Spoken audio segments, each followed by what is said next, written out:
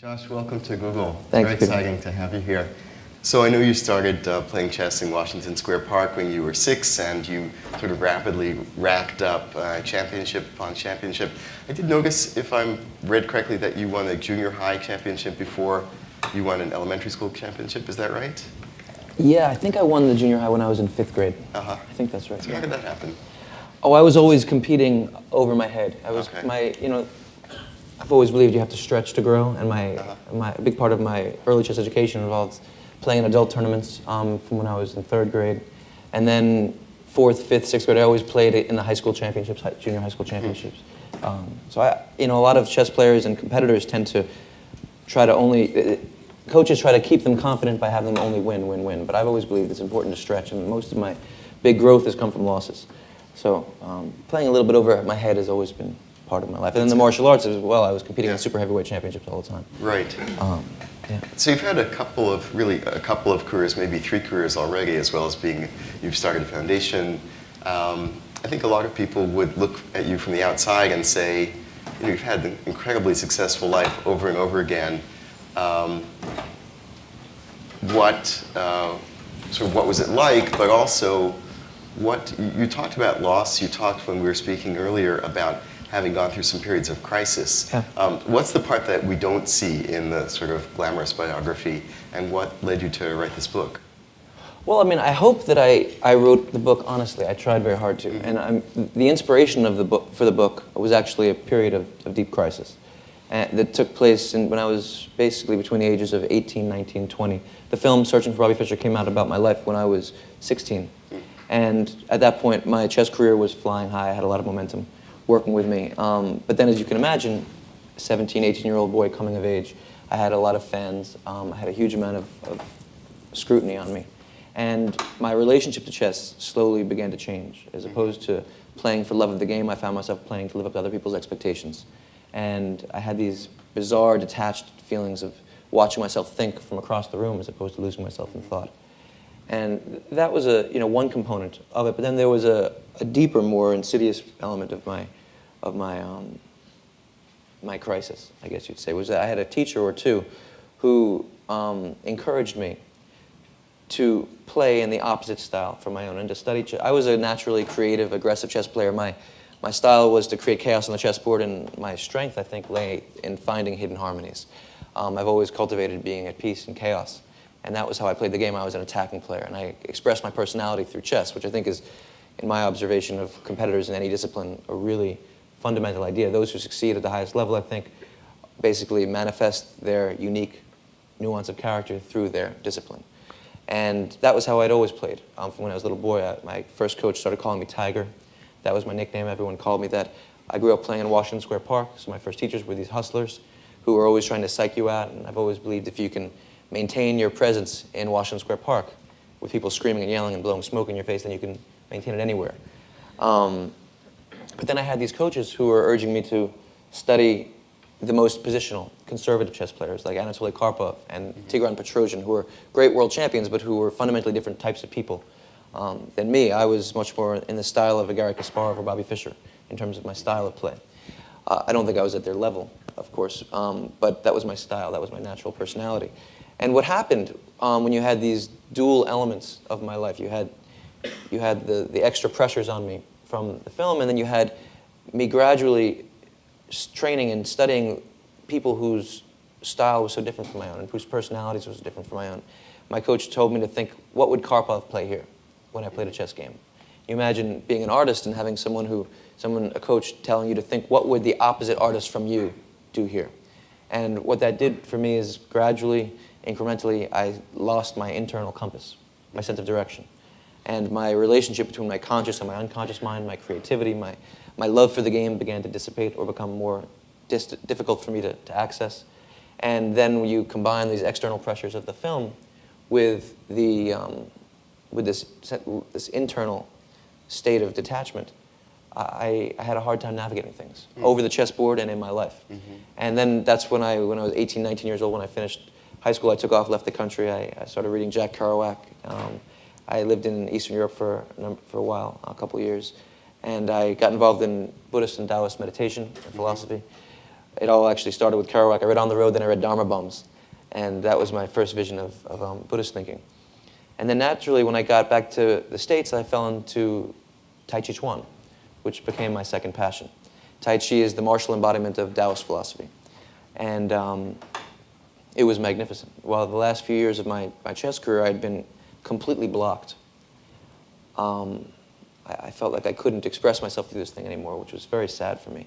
Now I was a beginner again in a classroom. I had moved away from ambition, from playing for ego. Now at that point, because of my relationship to Eastern philosophy and because of these ideas I was working on internally, I wasn't playing chess anymore for these external reasons anymore. I was playing for love of the game and for the introspective process. Chess had once again become, for me, this great channel for internal exploration. And then when you combine that with the Tai Chi study, with the meditation, I began to have this fascinating and very exciting experience in the learning process, which I started to translate all of my chess ideas, because I was despite my crisis, at a pretty high level as a chess player, over into the martial arts. And I won my first national championship in the martial arts in push hands and Tai Chi push hands after training for 2 years, which is a pretty quick learning process. And the inspiration for the book, I guess, initially began with that period of crisis with taking it on. But then there was one moment in particular where I realized that something special was going on, which was when I was in Memphis, Tennessee. You mentioned I do a lot of work with Duchenne Muscular Dystrophy. I was doing a fundraiser for the cause. And I was playing a 40-board simultaneous exhibition where you're playing 40 chess games at once. Basically, it's in a big auditorium. People are playing one game, and I'm walking around a big square playing all 40. And it's a very interesting experience because, for me, the way I always did that was, we were chatting about multitasking. Mm-hmm. You're playing 40 chess boards at once. What it was for me was that as opposed to playing 40 games, all 40 would sort of merge into this larger experience of flow. So it's like you're juggling, but you're playing 40 games at once, but they feels like one large, harmonious experience. It's very beautiful. And I was playing this simultaneous exhibition, and at this point I was training very intensely in the martial arts. And I had this realization that I wasn't playing chess. I was doing Tai Chi. I wasn't thinking in chess language. I wasn't calculating in chess notation or mathematically. I wasn't thinking in variations. But I was riding the energetic wave of the game. I was filling space left behind. I was feeling the flow, just like I was every night in my martial arts practice. And I was winning all these chess games without playing chess. Mm-hmm. And I realized that the two arts had become completely interconnected, almost indistinguishable from one another. And I guess that was when I started to think about the ideas which manifested in this book eventually. So we're going to come back to the book, obviously, because that's the main topic of our talk. But I have to admit, I've never been very good at chessing. I've never even tried Tai Chi Chuan, and I'm definitely not going to ask you to demonstrate a match here with me now. Yeah. But I would love it if you would explain a little bit, in both cases, what it's like to be really inside the game, what it feels like to you to be in the middle of intense competition, and when you sort of forget about yourself, forget about everything else that's going on. Can you recreate that a little bit? I can try. I mean, I wrote about, this idea of numbers to leave numbers, mm-hmm. and form to leave form. A central way that I relate to, or I've always related to chess, is through this idea of numbers to leave numbers, where you have this enormously complex technical material. People think about chess as being mathematical or scientific. To me, it's much more musical. Or it's an experience of flow. And what happens is you penetrate very, very deeply into these numbers, but ultimately you transcend them. You leave them behind. And you're basically riding the energetic wave of the game. And the Tai Chi is very similar. You're learning, or the martial arts. I train right now very intensely in Brazilian Jiu-Jitsu. And you have this enormously complex sea of technical material, body mechanics, techniques, ways of throwing guys on the ground, of striking, of submitting, ending the event. But ultimately, all of that stuff gets integrated into your mind, and you have this feeling of flow once again. And to me, the experience of flow in chess is very similar to the experience of flow in the martial arts. And then what's interesting is that moment that psychology transcends technique. And you're not thinking technically anymore, but you're feeling the opponent's energy. You're sensing their intention. Ultimately, at a high level, you're controlling their intention, which is something that I discussed in the book, which is a very interesting experience because you're actually a step ahead of the opponent's mind. It looks like to the outside, it looks mystical. when someone does this. And a lot of Tai Chi, or a lot of martial artists, claim to have mystical abilities. And I'm really an iconoclast about these things. I don't believe there's anything mystical happening in the martial arts. I think that it's very high level of technical integration, where you're learning how to anticipate, program your opponent's intention. So of course, there's your side of the board or your side of the game where your own psychology is, you have to sink into a very deep type of presence. And then ultimately the two minds become connected. And the two minds become connected, and then there's this technical interplay through the chessboard or the martial arts experience they're having. And all this becomes this wild swirl. And you get lost in it. And it's profoundly interesting. Now, one little distinction I'd make is that a lot of people think about this experience, they think about the zone. And they talk about the zone as if it's unconscious, or as if you're not thinking in that experience. I don't really agree with that. I think that in that moment where you lose yourself in the game or the art or the battle, there's this integration of conscious and unconscious thinking. So your unconscious is you're intuitively flowing through the process, but your conscious mind is picking up the pieces, is doing all these very kind of meat and potatoes types of operations. So it's a very high level integration of conscious and unconscious thinking. So that's a kind of a good outsider's description of what the experience is like. Yeah. Could you literally envision yourself inside a competition, whether it's on the chessboard, and just sort of talk to us about what you're seeing, what's going through your head on various levels? Take a moment that you've had of intense competition and explain what that literally felt like for you at the time. Well, for example, the 2004 World Championships in the martial arts, which was the most intense experience of my life by far. It was very brutal. I had, in the Tai Chi push hands World Championships takes place in Taiwan. It's an incredible, it's a national sport over there. The top athletes from throughout Asia are incredibly skilled. In 2000, I went the first time. I was a national champion in the US, and I just got destroyed. 2002, I went and I took third, and I came out of it with a brutal shoulder injury. And 2004, ultimately, I ended up winning. And the experience was, of all those years training for the tournaments, working through the pain, I had to dig deeper than I knew it was possible to dig. And that comes out of a lifetime of competition, first in chess and then years before in the martial arts. And when I think about the critical matches of that tournament,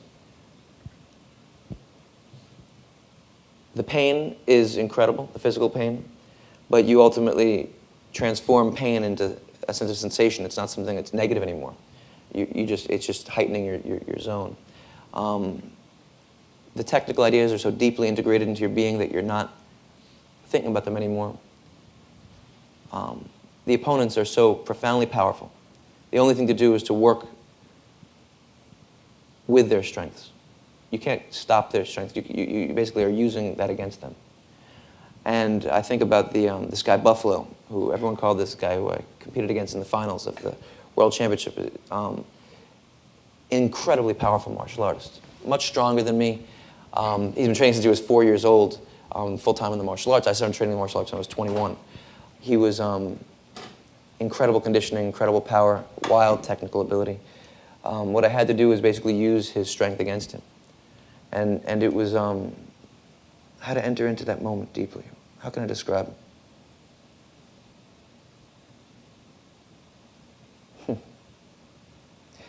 I guess the way for me, what it related to is taking every little ripple of what I was experiencing and channeling it into a focus which was more intense than I'd ever known. Can you tell us in the present tense, like literally here and now, what's in your head? I know I'm pushing you on this, but I feel like I'm competing a little bit. Yeah.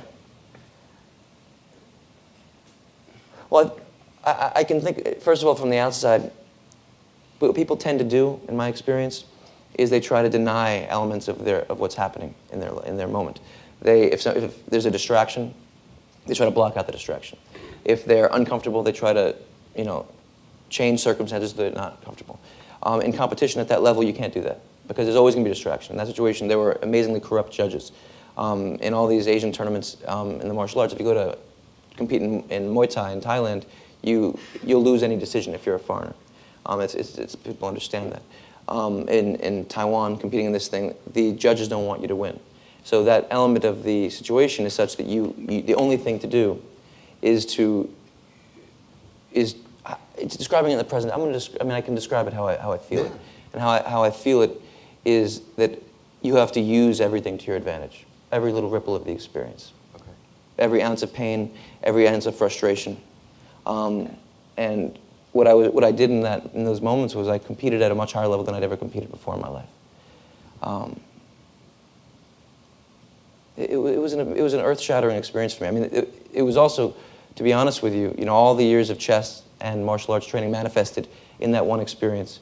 And I made this interesting decision to stop feeling pain. That's when it might be interesting to think about.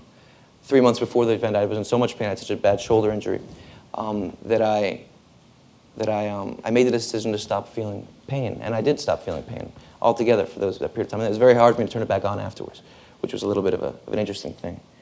But one thing I'd like to say about that experience is that, I think very often when people look at a competitor's life from the outside, they tend to gloss over the losses. For me, the losses have been what have been most defining. So you're focusing on like the world championship that I won was a great climactic experience for me. But I think that it really had its foundation in losing my first national chess championship when I was 8 years old. And the most heartbreaking loss of my chess career came when I was 18. And I was competing in Szeged, Hungary in the Under-18 World Chess Championship. Every country sends their national champion. I was competing for the US, representing the country. And in the last round, I cruised through everyone. That was when I was reading Jack Kerouac, and I was very inspired. I was blown through the competition. The last round, first board, I was competing against the Russian guy. And so I was inches from a world championship title. And he offered me a draw about 20 minutes into the game. So I could have shared the world championship title by just shaking hands. All I had to do was shake hands. And I declined the draw offer. I pushed for a win, and I lost. And it was a completely heartbreaking loss. And what's interesting is that, most of my chess growth always came from studying my losses very deeply. And I've always found that if there's a technical, every mistake has both a technical and a psychological aspect to it. People tend to focus in work environments, for example, or whatever they're doing, on the technical component of an error they made. But it's interesting because there's always a psychological manifestation of that error, and that usually translates to other parts of your life. So a big part of my chess career was to notice patterns of error over the board and connect them to patterns that were happening in my life. Can you give an example of that? Sure. Like one example is when I was living in Eastern Europe, in Slovenia. I was living in this little village called Vrhovje in Slovenia, and I was playing tournaments. I'd travel off to 2.5-week events in Amsterdam and Budapest, in Greece, Spain, wherever. And I was alone when I was traveling to these events. And it was interesting because whenever I'd go to these events, I was homesick. I missed my family at home. I missed my girlfriend at the time. I missed everything. I was like a leaf in the wind. And when I did this very interesting, maybe month-long period of chess study after I'd played 3 or 4 of these events. And I studied all of the mistakes that I'd made. And there were 3 or 4 mistakes in every tournament, positions that had been a little bit outside of my conceptual scheme. And I dove very, very deeply into those positions that I'd made mistakes. And what I found was that there was a very interesting error, or a repetitive theme of error in all of those games, which was that most of my mistakes came when the position was changing character. For example, when you're moving from, if those who play chess, from opening preparation to your first real decision in the middle game. Or in chess, very often there's this building in tension.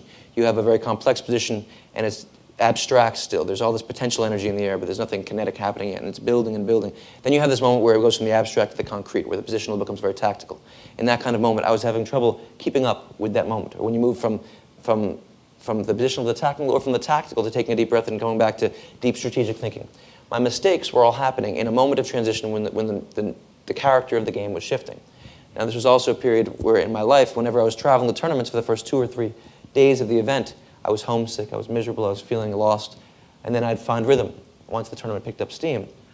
So this idea of transitional moments was manifesting in my life because of my fundamental homesickness, and over the board because I was having trouble keeping up with transitional moments. So I took on basically being at peace with the unknown and with transitions through meditation in my life, and it immediately shored up the problem over the chessboard.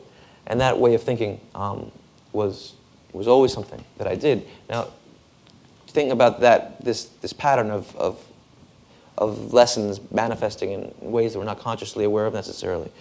Going back to that experience in the World Championship, I lost that game. It was such a painful loss for me that I didn't actually study it until 3 months later. I was actually also then going and competing for the U.S. in the Under-21 World Championship in Brazil. So I went and played that tournament, and then a couple months after that, I went and studied this game, which had been such a heartbreaker for me. And what I found was at the critical moment of the game, there was a little mistake I made.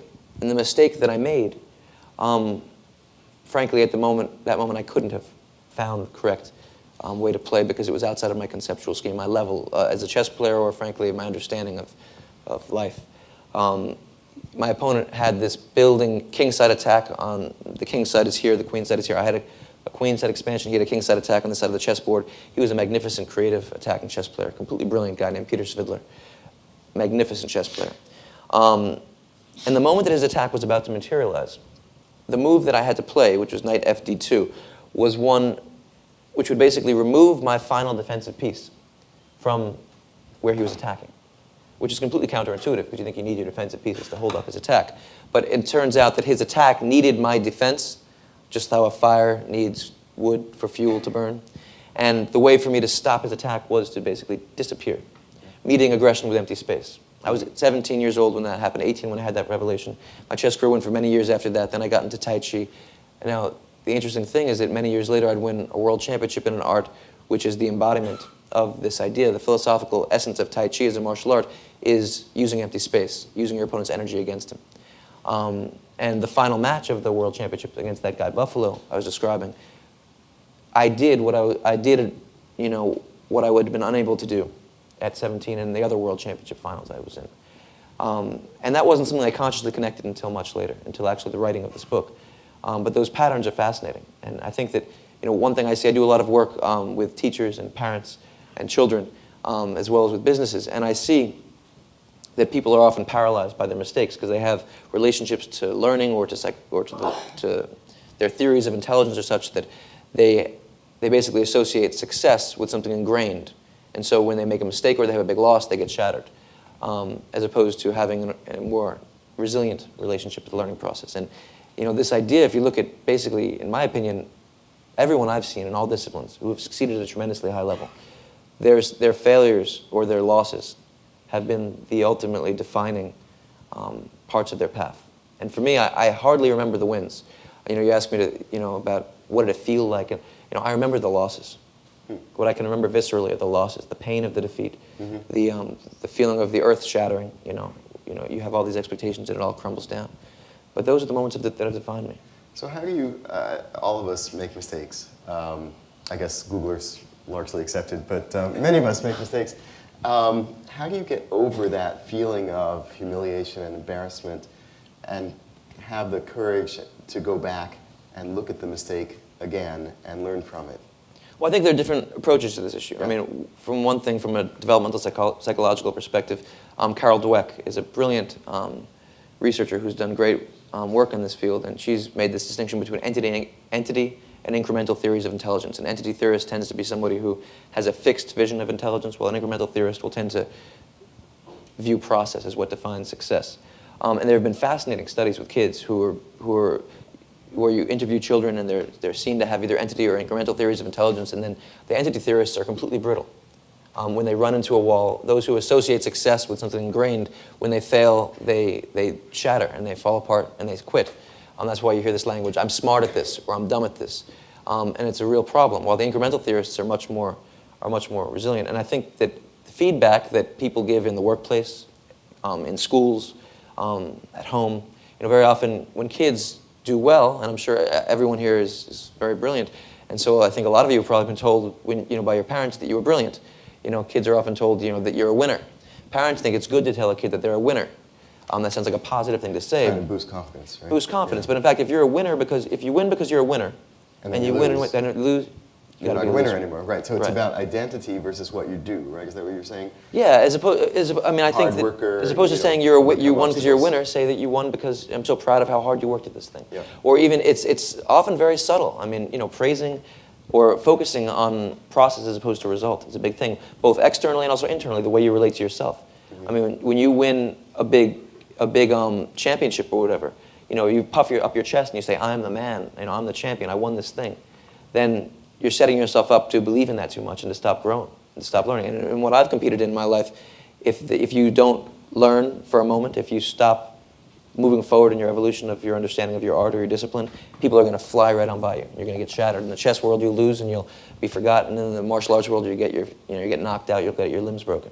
So you have to constantly be learning. I mean, the biggest problem that I've observed over and over in the martial arts world is that you have these teachers who have lived or a certain way to reach a certain level. So whether you're talking about karate, judo, jiu-jitsu, tai chi, taekwondo, whatever, usually people become they reach a certain level by putting themselves on the line, by sparring, by competing, by constantly taking themselves on. Then they open a school.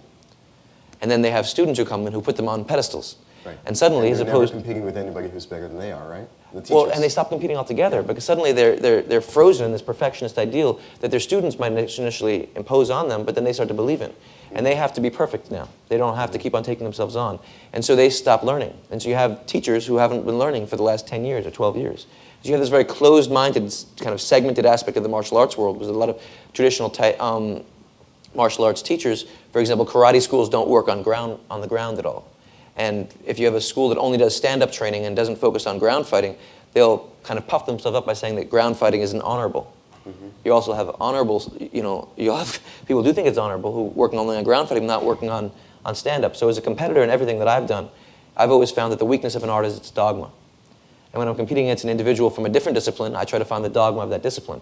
When I'm competing with somebody within a discipline, I just try to find their personal dogma related to blind spots. We have false constructs that we create.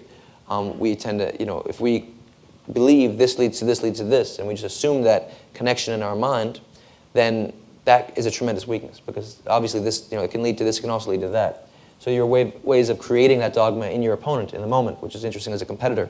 For example, there are patterns that create in a martial arts situation. If you push and I step back, if you push and I step back, if you push and I've trained you to I'm going to step back, then you push next time, I'm not going to step back. And so there are ways. I mean, this is a very big part of being a competitor is learning how to identify dogma and create dogma, which is ultimately how you control someone's intention. Yeah, you talked several times today about psychology. In the book, you used the word tell. Yeah. In chess. Could you explain what that is and how you use it?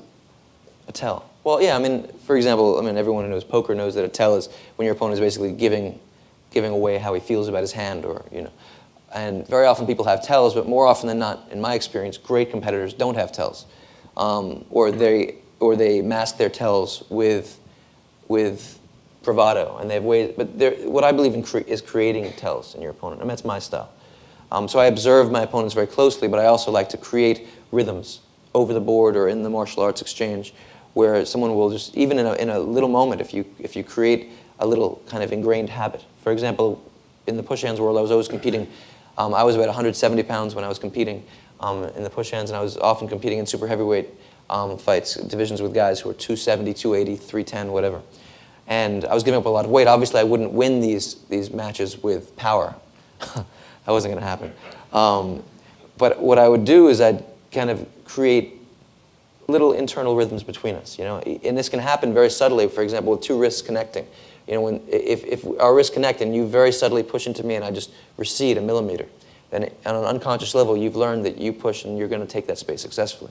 And so there are ways of making someone feel dominant. If someone is much bigger and stronger, then I want them to feel dominant. And the way I won the world championship, actually, in my final match was allowing my opponent to feel my weakness, and to get used to it more than it actually was. And then? Oh, and then using it. If you can create a ripple of momentum in the martial arts, if someone unbalances, if they push and they overextend a millimeter, then we have such powerful throws that we've built up. If you have someone leaning a little bit too far, you can use that momentum to put them on the floor very quickly. Or if you have someone who's distributing their weight in kind of a repetitious manner. If I'm standing up and that if I'm going to be doing this, if I'm moving just like the little thing, or even more subtle like this, the second my weight is going into that foot, it's stuck. So if you're throwing me this way, I have to go up with that throw. So if at the moment this foot is entering the ground, I can't move that foot. And if I cross to catch up with a throw, I'm going to get... You're off balance. I'm off balance, right? And I'm going to fall. Right. So you catch someone, if you know that if I do this, if someone knows if they do something and I'm going to enter my right foot into the ground, then they can use that moment where my foot is entering the ground to throw me. And so then so the idea of a tell is creating a pattern, identifying a pattern or creating it. And this is a big part of how I compete is, learning what's operating in my opponent's mind, and you can create little micro-tells very quickly. So the point of the book, of course, is to talk about learning. You learned chess, Yeah. and then you stepped back, and then you learned Tai Chi Chuan, Right. and now you're stepping back from that, and what you realized was that there's a continuity or a connection between the experiences, which is not so much what you're doing, but how you're approaching the process. Is that right? Yeah, and I look at the learning process thematically. I mentioned that moment where I realized that chess and Tai Chi had become basically the same for me. Of course, there were external differences, but one physical, one mental. But the themes of learning which have basically moved me in one art have moved me in the other. And I think that they're universal themes. I think they apply across the board. I mean, my real passion is for learning. One thing I should mention is that after the 2004 Worlds that I won, I wanted to be a beginner again, so I started training in a third discipline, which is Brazilian Jiu-Jitsu, which I mentioned I'm training in now, and I'm aiming for the 2010-11 World Championships. So I'm kind of in the middle of my third mountain right now. It's very interesting because I'm, at the moment, applying all of my chess and Tai Chi ideas over into this new discipline. And it's a very interesting experience. I'm always pushing myself to I'm not an armchair professor.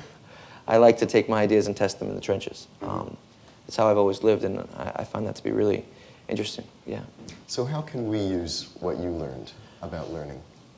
Well, I think that's very individualized. I mean, I don't believe in giving easy answers to complex questions. I think that the biggest flaw, I've opened a nonprofit educational foundation, and I'm doing a lot of work with teachers, and in my experience, the biggest flaw in the educational system is that people are trying to fit everybody into, or all students into the same cookie-cutter mold. And of course, as I explained, that was a big part of my crisis towards the end of my chess career, was having a coach who was trying to jam me into a mold that wasn't right for me. It might have been right for him or for people of another nature.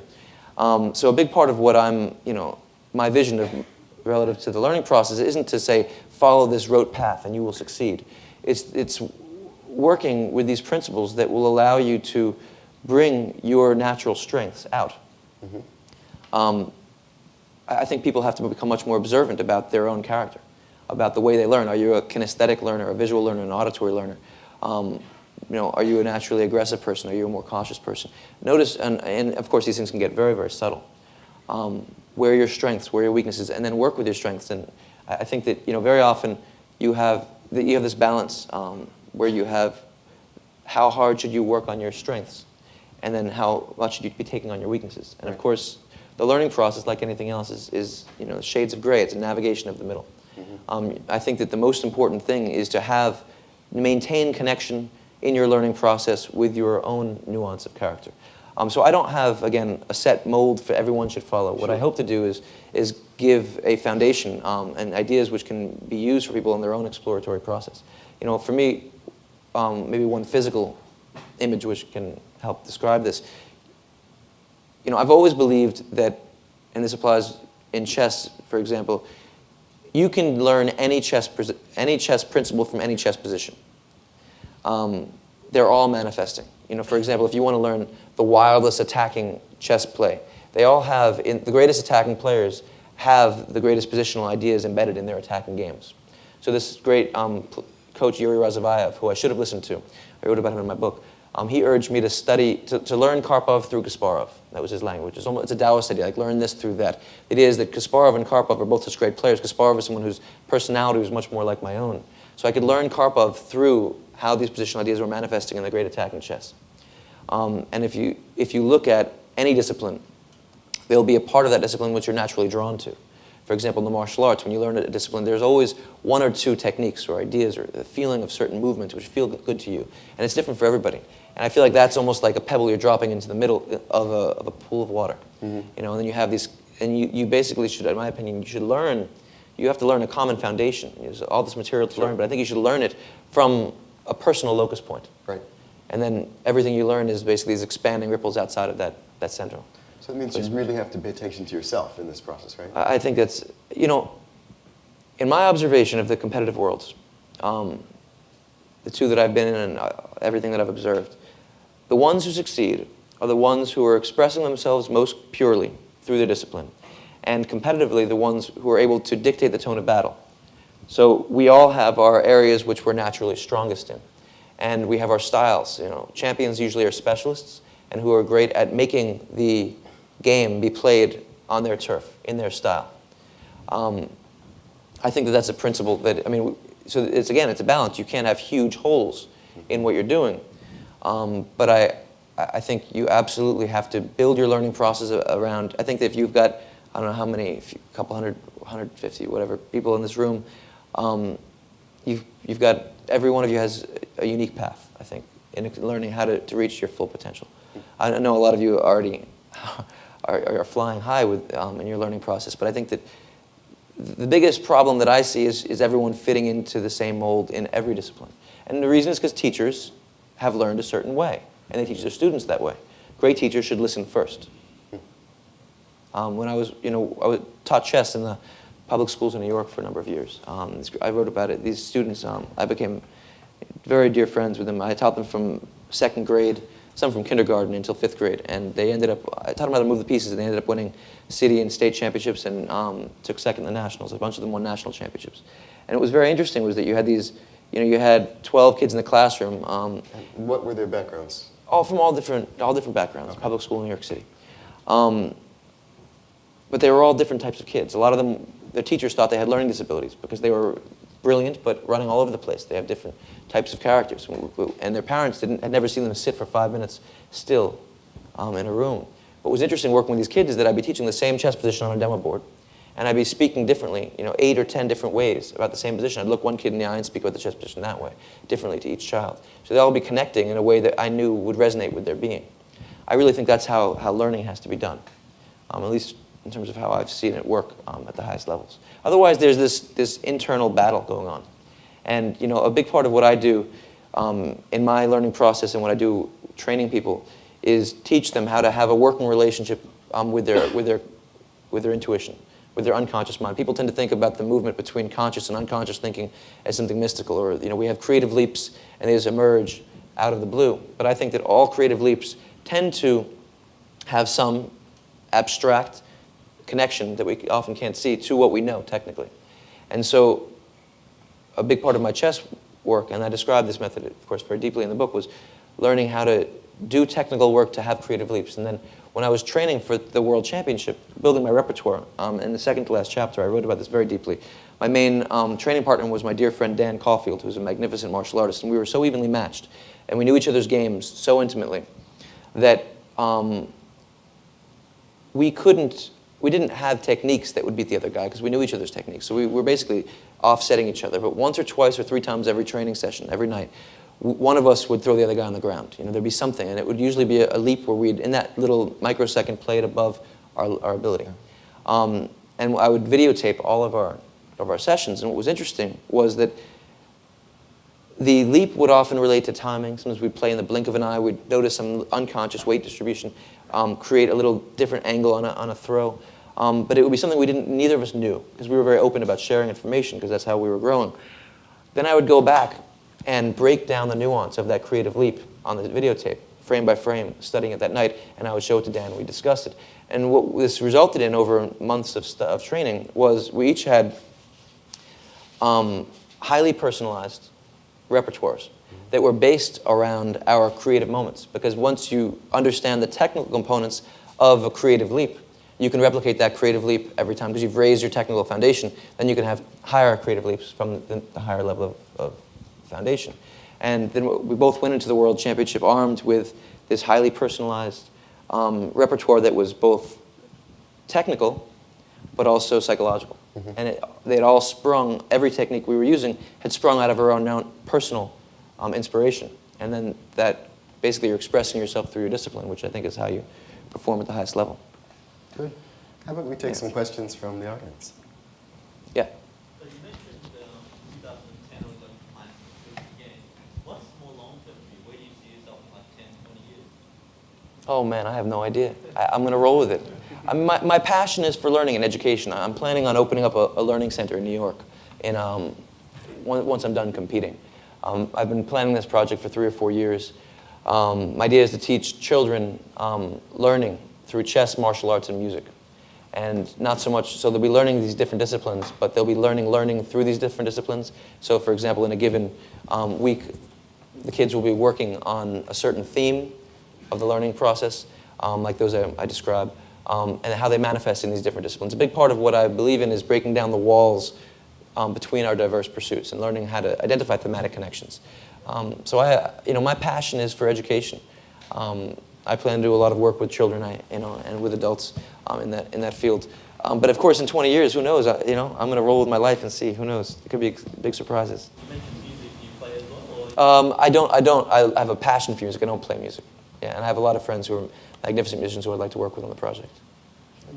Somebody at the mic. You mentioned the defining nature of those really earth-shattering losses and how important those have been to your process of growth. I'm curious about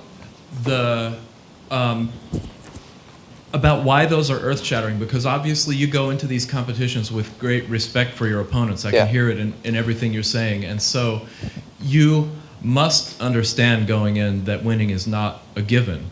Oh, yes. And you're prepared to cope with losing, Yes. obviously, because you've won many times and lost many times. So what is it about those losses that makes them earth-shattering and is that connected to how they're able to be defining in your improvement? Yeah, I think it's a great question. I think a lot of people look at this process versus fixed vision of intelligence of the learning process, and they often will then kind of take an artificial pose and they'll say, I don't really care how I do. So they'll act as if it doesn't move them. I think that this idea of investment and loss, which I write about, investing yourself very deeply, you have to try to learn from your loss. And for me, training for world championships, I'm pouring my heart and soul into my training every night. My knowledge of the fact that the growth will come from the loss doesn't mean I don't feel the pain of defeat. I think it's important to have a genuine, real relationship to these things. I think if you don't feel the pain as a competitor, then on some level you're disengaged from the process. I think that I don't think you have to get to the point where it's unhealthy. I think towards the end of my chess career, I had reached this kind of unhealthy, brittle place relative to competition, and so I don't necessarily think that my reaction to losing was as organic and was as healthy in the learning process as it is, say, now. But my honest feeling about that is that, like, when you look at kids, very often they'll say, or you look at parents working with kids, the kids will lose a game and the parents are trying so hard to be process-oriented, the parents will say, it doesn't matter how you did. But that parent is lying to the child, because otherwise they wouldn't be trying so hard. The kid is too smart for that. I mean, it does matter, but it can also be a great catalyst for growth. So, I mean, I really believe in experiencing the moment fully. I don't try to pretend that things that hurt, I don't like to pretend they don't hurt. Yeah. Some very interesting insights out of your talk today. You spoke about taking a locus position and building out of that. Yes. And I noticed on the book cover there is a blurb by Robert Pirsig. Yes. And he speaks about the dynamic edge of quality. That point Yes. where you have reached your boundary and you're at the edge of something where something new comes up. What are techniques of going from our usual inertia places to reaching that dynamic edge of quality and sustaining there for a long period of time? Well, first of all, Robert Pirsig has been my intellectual hero since I was maybe 19. I sent him my book when I finished The Galleys, like a message in a bottle. I never thought he'd get it because no one knew where he lived, and he happened to read it and he loved it, and he ended up coming to New York and we spent 3 days talking, which was such an honor. He's such a brilliant man. If anyone has not read Zen and the Art of Motorcycle Maintenance, please do. Absolutely brilliant, brilliant, brilliant book.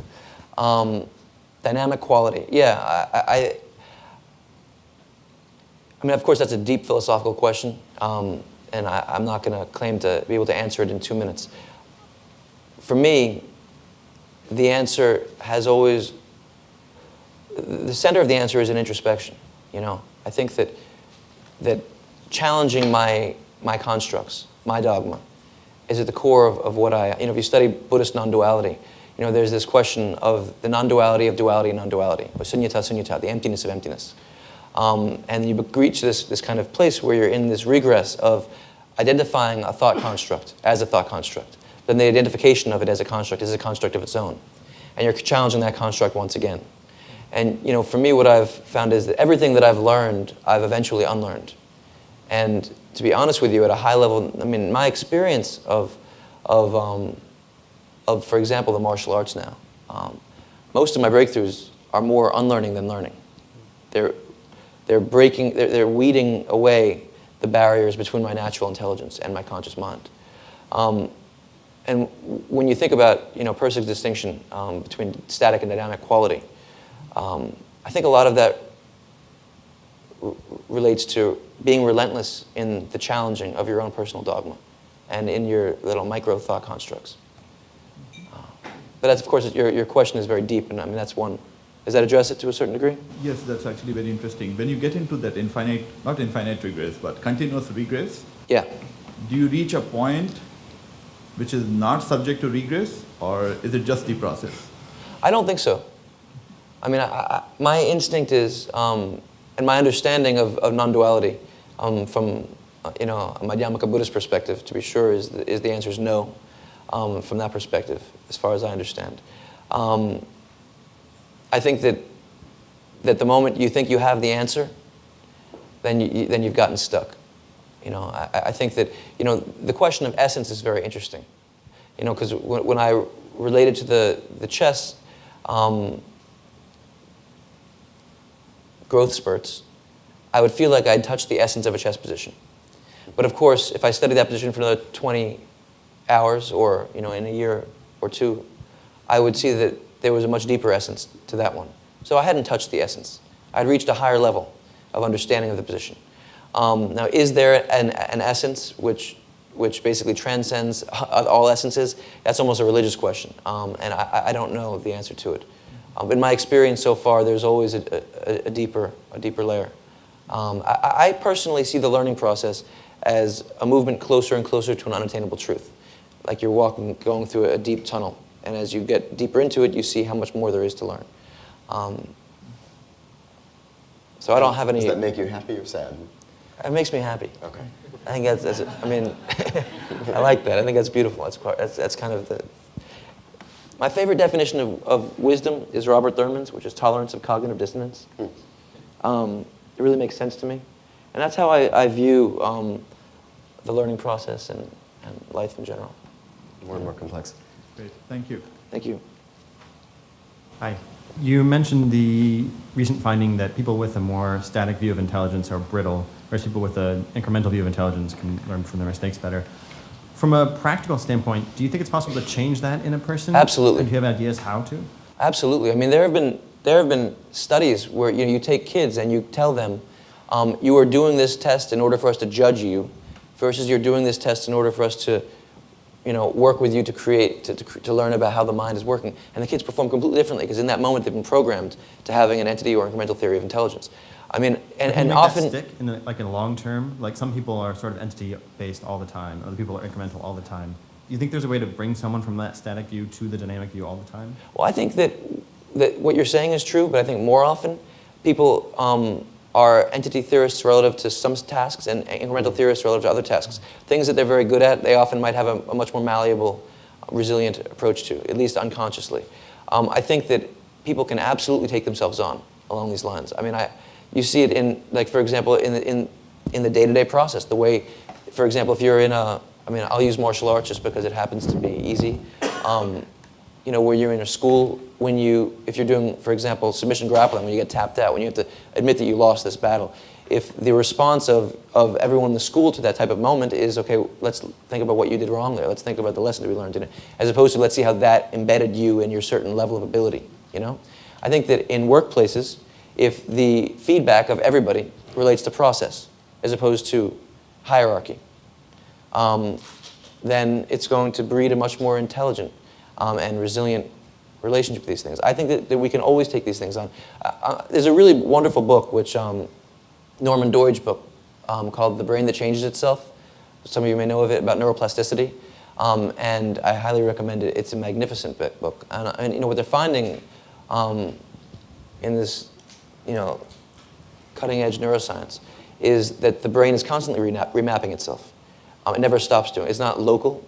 And there's never a moment in life into your 60s, 70s, 80s where you stop remapping your brain. So I think we can take these things on continuously. as long as we believe in it. I mean, what's interesting is in the entity incremental dynamic is that many people have an entity theory of intelligence about the entity incremental dynamic, which is what you're describing, which is kind of ironic. I don't think that there's any moment when we can't take it on. Thanks. Yeah. Let's take maybe two more, and then I think we'll have to. I'm happy to go as long as anyone wants, yeah. Great. So during the moment of a competition when there's not exactly time for self-analysis, when you're new at the competition, whatever you're doing, how do you deal with fear and fear of the unknown and nervousness affecting your performance? And when you're very good at it and you've been doing it for a while, how do you deal with the expectations to put to win or perform at a high level and the pressure negatively affecting your performance? That's a great question. I think a lot of people tend to try to distance themselves from their emotions or to ignore their emotions or to deny them. I don't believe in that. I think at the highest levels, what you have to be able to do is use your emotional reality as fuel. You have to funnel it into intensity.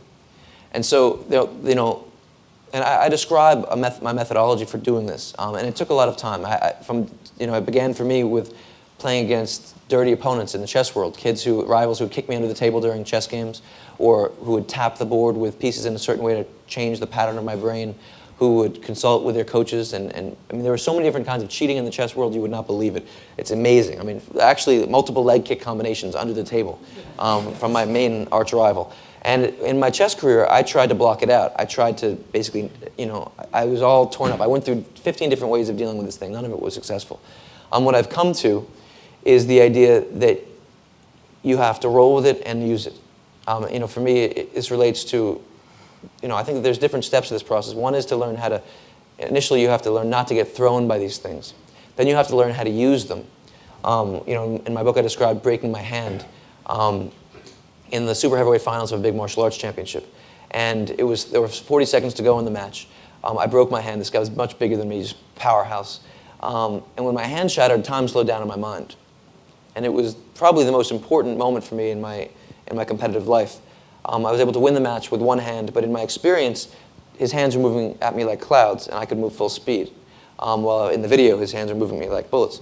But I was able to win very easily. And then that became a beacon for me in my training, and I spent many years later learning and training myself in how to change my perception of time at will without having to break a limb to do it. And which is good. You don't want to just...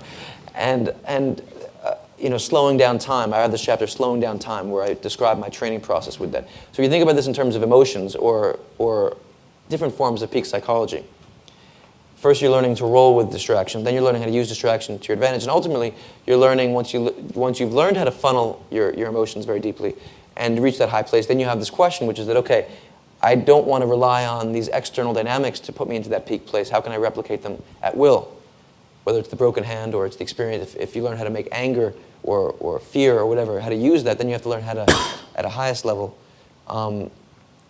reach that place that emotion took you without that emotion. Now, in terms of getting that second step, which is what you're really talking about, or the second step, I think that understanding that your emotions are there for a reason is a big first step. As opposed to denying them, thinking about it, observe their ripples. Fear, anger, those are intertwined. Very often when you're angry, you have righteous indignation. It's because you're afraid of something. There's something you don't understand. Again, this idea that there's always, that in my experience, there's always a technical and psychological manifestation to the same idea. So if you have fear of something, it's probably because there's a very good chance you're technically not evolved enough in this discipline. I think that taking these things on organically, not denying your emotions, but learning how to use them. A big step to learning how to use them is learning how to observe them, learning what technically might be undermining your confidence, but being really introspective with yourself. I mean, those are a lot of themes, and I can't answer it all in 1 minute, but I wrote very, very deeply about this issue, because frankly, it's been a defining one in my competitive life, because I had this one rival who made me so angry. And then competing in world-class martial arts tournaments, guys target your groin, your knees, your throat, your nose, illegal headbutts. I had to deal with all of it. And ultimately, those are the moments that made me stronger. And to be honest with you, as a competitor now, I like conditions to be the worst possible. Like, I go into tournaments knowing that the worse the conditions are for me, the better it'll be. Because I'll be able to handle the chaos better than my opponent. That's how I feel about it. I mean, that's a process. And I went from being completely thrown by these things to being able to use them to my advantage. And I think that that's something that anybody can go through as long as you take it on consistently. maybe we'll take one more, and then I know Sure. some people will need to leave, and we can make it more informal. Absolutely, yeah. What do you think is the right age to start teaching chess to a child? I think it varies, 5, 6, 7. I don't think a child should start competing in chess or anything else before the age of 7 or so. A lot of parents are pushing their kids because of their own ambition to play chess at an earlier and earlier age. And to be honest with you, I don't think that a parent should ever push a kid to play chess. I think the initial love has to come from the child. And this doesn't just relate to chess, it relates to music or any discipline. I think that you can present a child with chess and see if that child has a connection to it. But I think it's a big mistake to impose one's own ideas of what's good, of a skill or a discipline that's for a child on that child. But you can kind of see if the child falls in love with it. Maybe, I started when I was 6. I didn't start competing until I was 7. I think that period in between was very good for me because I could develop my love for the game and my kind of innocent relationship to the game. But listen, some people start playing when they're 3, 4 years old. That's just, I didn't. I think it's important for kids to have their innocence. Yeah. All right, well, thank you so much for your time.